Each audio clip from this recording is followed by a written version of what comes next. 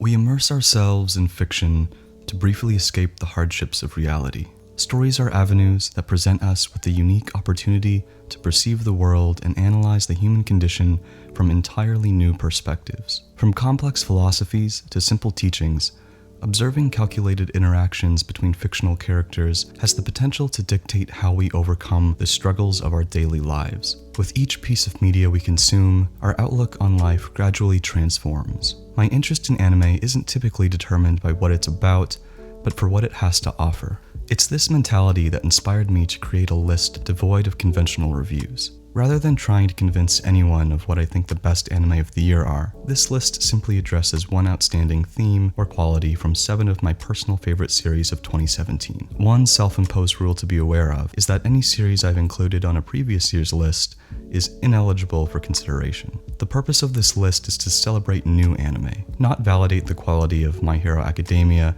Konosuba, Rakugo, Uchoten Kazoku, Shokugeki, and Natsume's Book of Friends again. Regardless of one's rationality, introversion, or emotional stability, everyone is equally vulnerable to feelings of loneliness. We all want nothing more than to feel loved. However, after prolonged periods of emotional isolation, the construct of love gradually breaks down and transforms into lust, a simple yet cynical yearning for any form of physical contact. When something prevents us from satisfying this deep sense of longing in our hearts, we strive to fill that void with any form of human interaction. In Scum's Wish, when two students are rejected by their love interests, they drown their sorrows in the company of each other. Their love may be fake, but it's far more comforting than solitude. Those without healthy relationships still need methods to satiate their desires and emotional needs.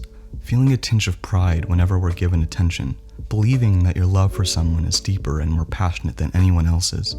Finding solace in being used out of desperation for affection. Many of us refuse to admit we've experienced these twisted mentalities ourselves. Yet Scum's Wish explores this disenchanted outlook on love with abrasive honesty. Love is irrational and unsympathetic. Everyone is deserving of it, but few are capable of finding it. First love is unique.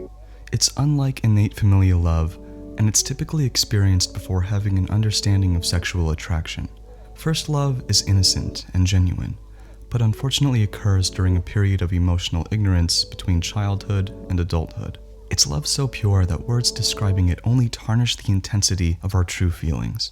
We're unable to vocalize our love, so we fidget in awkwardness as passion builds within us until our emotions become so overwhelming that all we can do to earnestly convey our infatuation is kiss, hold hands, embrace one another. When words fail us, we communicate through our actions. Romance narratives that focus on a character's first experience of falling in love typically implement miscommunication as the primary conflict. Tsukigakure even embraces this message regarding words being easily misconstrued through its title, which is a Japanese phrase meaning both "the moon is beautiful" and "I love you."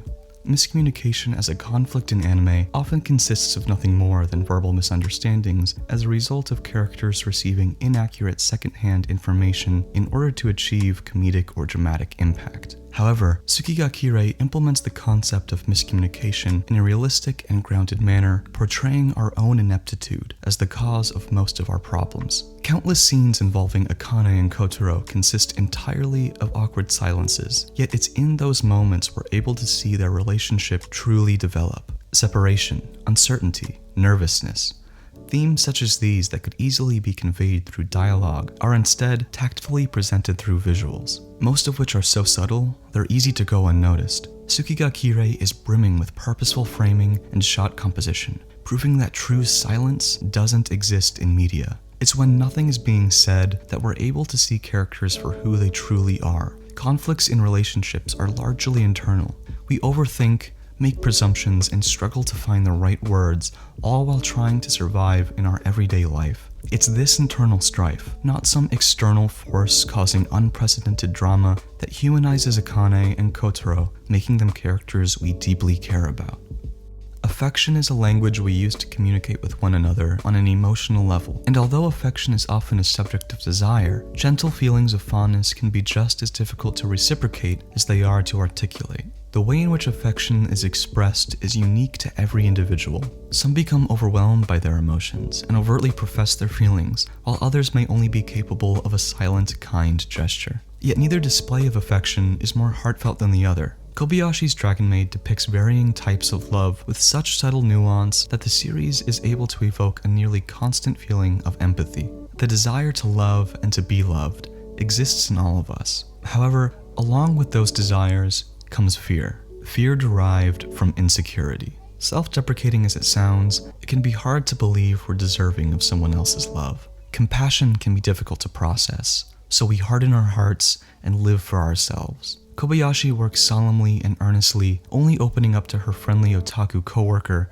after drunkenly celebrating a hard day's work. One night in her drunken stupor, Kobayashi gets on a bus, misses her stop, winds up in the mountains, stumbles upon an injured Toru, rescues her, drinks with her, and utters the painfully relatable question, "Why am I all alone?" This feeling of unprecedented loneliness, even while surrounded by others, is typically caused by taking existing relationships for granted. After all, there's a certain inevitable nature to relationships. Family is predetermined, friends are ultimately a result of shared environments, and there's really no helping who we fall in love with. Interactions can feel so mundane and natural that we fail to perceive any as special. It's hard to appreciate the charm of raising a child when one is suddenly part of your life. How are you supposed to act when someone is upfront about their romantic feeling towards you? How do you reciprocate affection? The closest Kobayashi ever comes to deliberately returning Toru's love is seen during moments that highlight Kobayashi's mindfulness. Moments where Kobayashi pauses to find the best words that are most suited to resonate with the emotional needs of her partner. That pause is Kobayashi's affection. Over the course of our ephemeral lives, the experiences that will stand out above the rest are those spent nurturing connections with friends, family, and loved ones. Let's not overlook the importance of returning affection by simply being a part of someone's life. Magical Circle Guru Guru's laugh-out-loud humor isn't achieved through its tasteful use of RPG references or vibrant cast of characters, but through its animation. Animation's so notable, it's been heavily discussed in the anime community. While plenty of the jokes in Guru Guru are funny on their own, the way in which the series presents them transforms simple gags into memorably hilarious moments. Most comedy anime disregard animation quality, demonstrating the belief that conversational humor alone has the capability of sustaining a series. Guru Guru contradicts that belief by matching its constant influx of quick-paced comedy with high energy and perpetual animation. Persistent movement retains audience engagement, making an episode feel like one continuous joke, rather than a collection of unrelated gags strung together by senseless dialogue. Skillful animation has the potential to accentuate the impact of a joke, similar to how a talented actor can make a funny scene hysterical. If this old man's dance wasn't animated as seamlessly as it is, his sporadic appearances throughout the series would feel uninspired. Animation is a significant part of what gives a fictional character their personality. Animation is acting, yet animation itself is only one small aspect of visual comedy. Visual comedy is the motion of a joke on screen, the way a joke is revealed to us, with or without dialogue.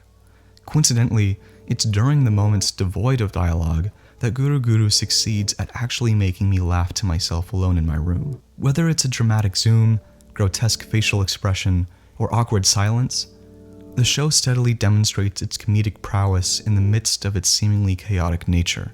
Magical Circle Guru Guru sees every situation as an opportunity to bring unbridled happiness to its viewers. The transient nature of life becomes much more apparent when left with nothing but ourselves.